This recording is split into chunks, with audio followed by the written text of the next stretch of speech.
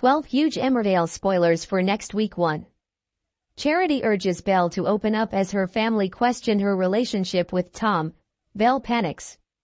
When Charity pushes her to explain what's really going on, Belle becomes angry and storms out. Finding Belle outside the pub, Charity urges her to open up, but just as tearful Belle is about to speak, Tom approaches, so she pushes Charity and runs home in a panic.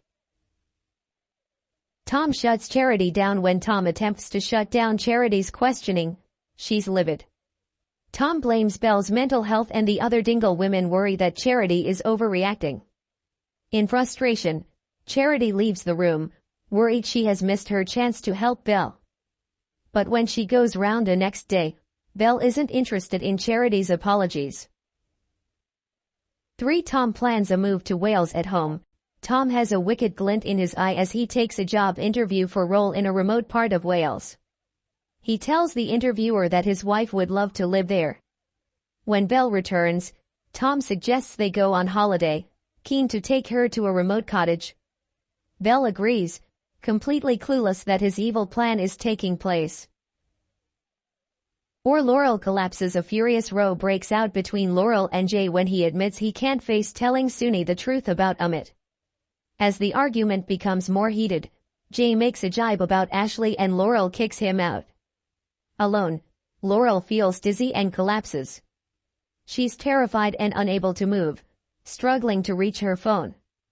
Thankfully, Gabby finds her and calls an ambulance as Laurel struggles to breathe. 5. Jay tries to tell Suni the truth. Jay braves telling Suni the truth about Amit's money and sits him down while he finds the courage. Suni rambles as Jay's bombarded with calls, causing Jay to snap. But his world falls about when he hears about Laurel. Will he be able to finally tell Suni the truth? 6. Ethan's case is dropped. Charles is unable to cope when he hears Ethan's hit and run case has dropped. He can't be comforted and turns to drink in the pub, struggling to sit in a home that reminds him of his dead son. Guilt-ridden Caleb offers Charles a place to stay for the night, which unnerves Ruby. The next morning, Charles thanks Caleb for his kindness, but when he accidentally spills coffee, Charles spots an incriminating invoice. When Charles tricks Caleb, Caleb is baffled when Charles offers him a lift into Houghton and accepts with unease.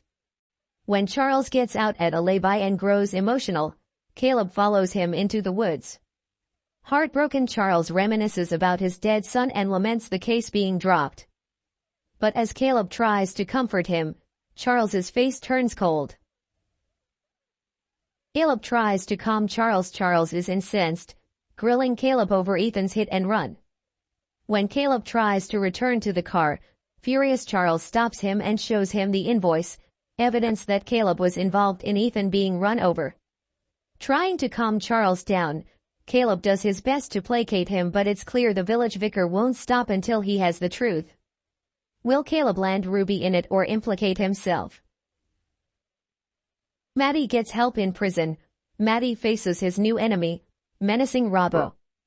Cellmate Lay stares Robbo down, but Maddie is terrified about what might happen. Lay begins coaching Maddie about how to act in prison and how to respond to their questions. 10. Maddie opens up after testing Les's advice. Maddie opens up and tells Lay that he's transgender.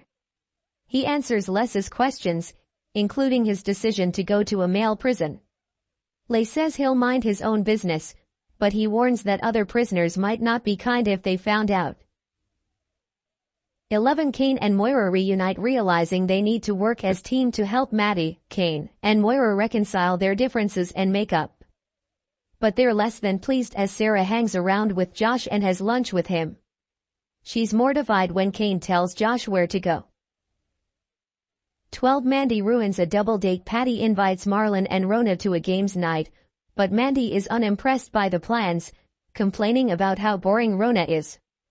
As the double date takes place, Mandy gets on everyone's nerves, and the next day Patty encourages his fiancée to apologize to Rona.